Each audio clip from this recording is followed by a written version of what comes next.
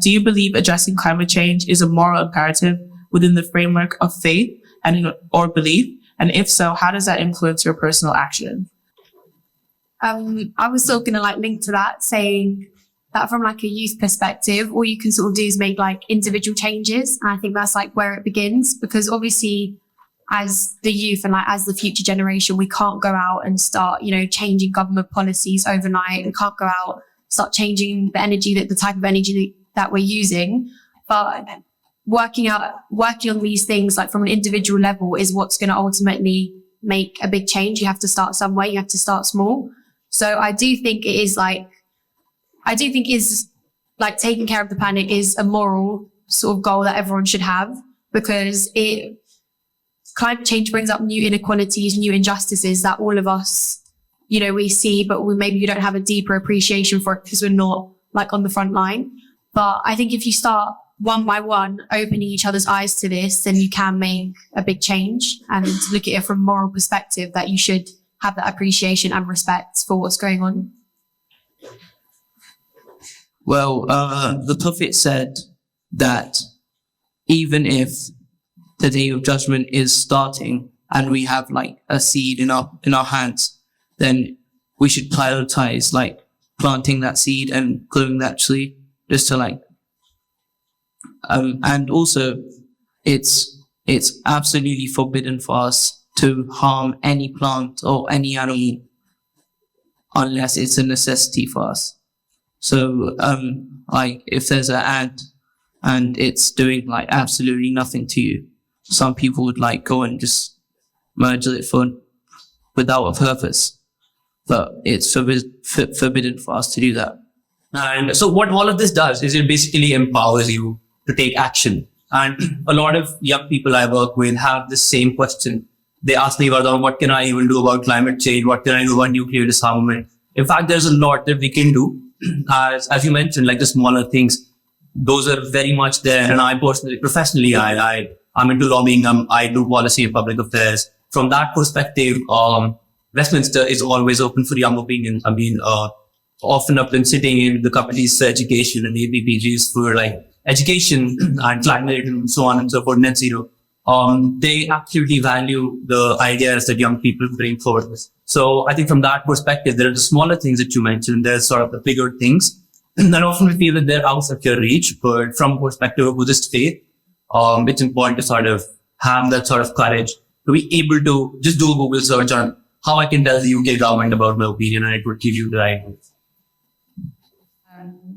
I also think, I don't know if this is a bit too political, but I think a lot of the forces that try to, break down communities, whether that's capitalism or imperialism or, whatever those forces are, they work on people being divided, and they work on people not appreciating their interconnectedness with everyone in the world.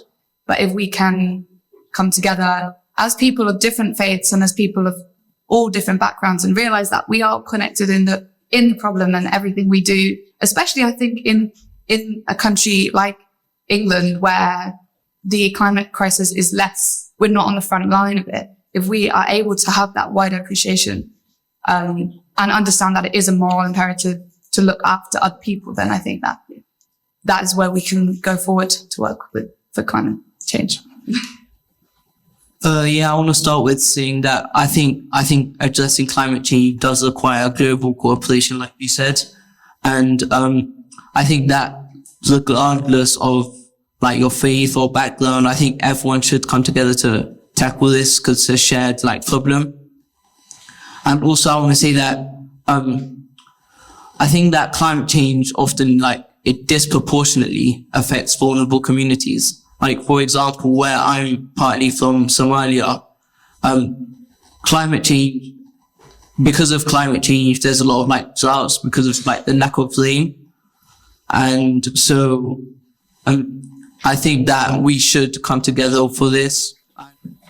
I think the biggest one for youth at the moment is definitely social media. How 20 years ago we weren't going to spread awareness on climate change through our phones and get millions and sometimes billions of different views. I definitely think that plays a big role. And I also think like Greta Thunberg, she went to like such extremes of like actually coming out of school and like leaving her education, getting everyone to follow her. So I think the youth have definitely made a big kind of impact, and they've definitely left their mark of how they're going to, not necessarily how they're going to actually, you know, help climate change in itself, but they've definitely made their point that they care and they want the people in power to make that change now before it's too late.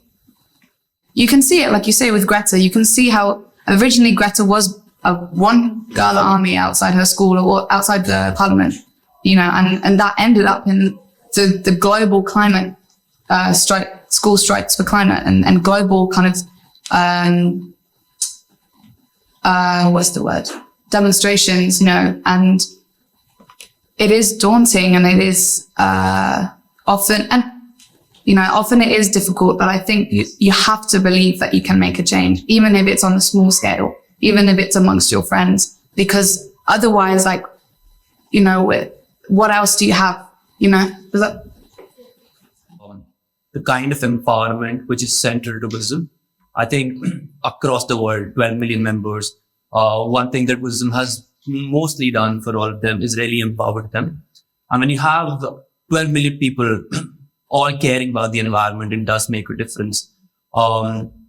Mostly no indigenous Buddhist would say that, yes, let's disparage the environment. And that I say with confidence because I would never, and we're all sort of one in mind. So cultivating that sort of inherent compassion for your own self and the environment and 12 million people, I feel that it in itself is a very big deal. Second. Sure. My friend Sheriff over there, yeah.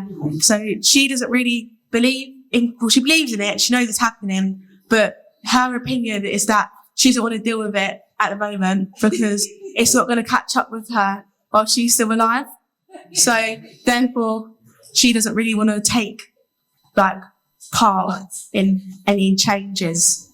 Obviously, that's not my opinion with her. But when I look at it from the Buddhist perspective, and that's where I feel it's important to discuss issues like climate change, because often in such issues, we're very prone to disparaging the other person, very prone to just putting up walls and bouncing it back. And I'd say from a Buddhist perspective, if I come across someone who does not believe in climate change, my first reaction will not be like, oh my God. It will genuinely be out of deep respect of their perspective. And that is how I feel we can prevent fights. From the Buddhist perspective, when you look at any person in front of you, as I mentioned, race, gender, caste, creed, sexuality, whatever it might be, there is only one thing that comes in my heart after like 50 years of practice, and it's respect. So whenever one of my friends who've met me recently ask me, what's your first impression of me? That's my standard answer. So they hate playing like these icebreaker games with me. But anyway, so yeah, I think how can you resolve these fights or make sure that they don't happen in the first place is to really take a faithful perspective towards the bigger issues in life. And when you do so, you will realize that two people who are fighting or anyone who wants to pick a fight with you, you will see through them and really start respecting their opinion. We should make it more engaging for young people because, like, I feel like young people won't listen to maybe like, video or something. For example, I spoke about like how TikTok, like we usually engage with, things that are more fun, and we feel like the videos about climate change aren't engaging or as engaging to get that much support and influence. So, we like